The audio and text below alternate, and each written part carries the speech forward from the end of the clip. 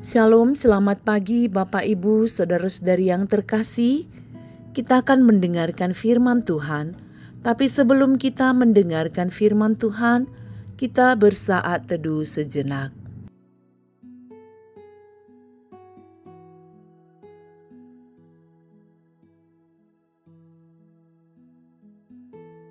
Amin.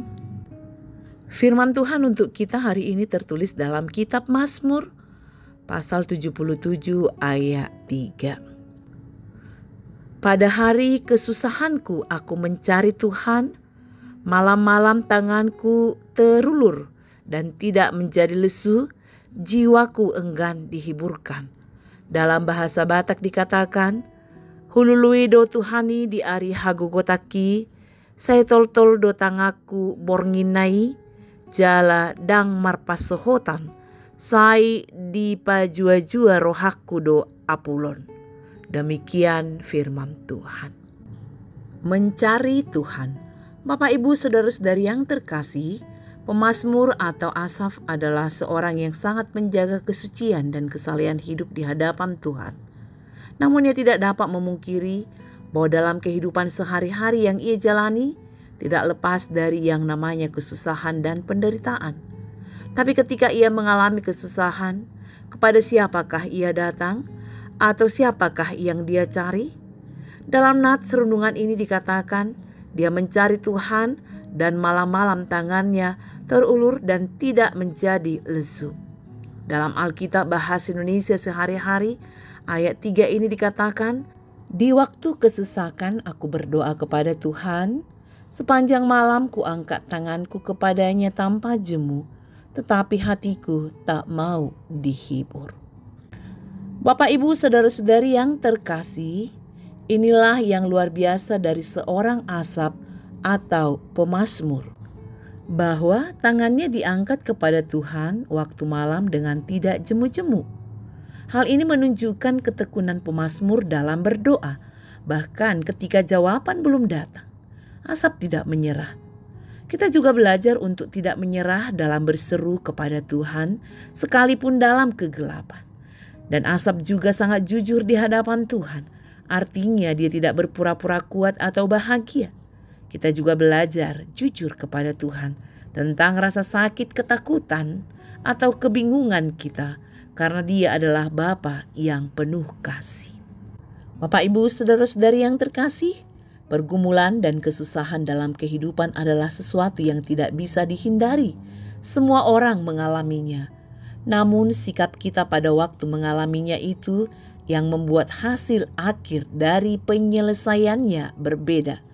Apakah menjadi semakin naik dan memahami tujuan Tuhan di balik semua yang terjadi, atau malah menjadi turun dan terpuruk?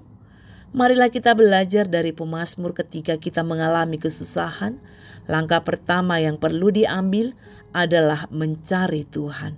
Ini bukan hanya tentang berdoa, tetapi juga tentang mencari hadirat-Nya, mencari penghiburan dan kekuatan dari-Nya. Memang Tuhan mungkin tidak langsung mengubah keadaan, tetapi Dia memberikan kekuatan dan damai sejahtera di tengah badai. Oleh karena itu, berharaplah kepada Tuhan dengan kerendahan hati sampai kita mengalami jawaban Tuhan. Jangan pernah menyerah dalam pergumulan atau dalam kesusahan, maka kita akan melihat kemuliaan demi kemuliaan Tuhan dinyatakan dalam hidup kita. Amin. Kita berdoa. Terima kasih Tuhan, Engkau mengingatkan kami melalui firman-Mu pada saat ini, agar di tengah-tengah kesusahan kami mencari Tuhan, agar kami semakin tekun berdoa, meminta kekuatan kepada Tuhan, agar kami tidak menjadi lesu, tidak menjadi putus asa. Biarlah Tuhan melalui firman-Mu kami semakin kuat dalam menghadapi apapun yang menjadi tantangan dalam perjalanan hidup kami.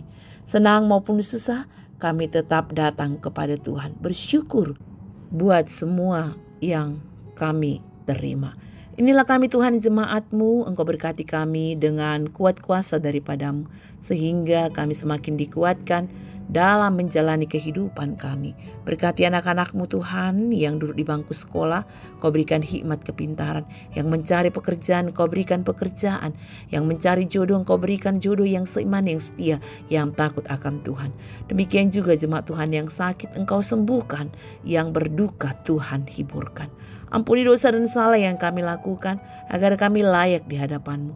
Terimalah doa kami, hanya di dalam nama anak Yesus Kristus kami berdoa dan mengucap syukur. Amin. Anugerah Tuhan kita Yesus Kristus, kasih setia Allah Bapa dan persekutuan Roh Kudus, itulah yang menyertai kamu sekalian. Amin.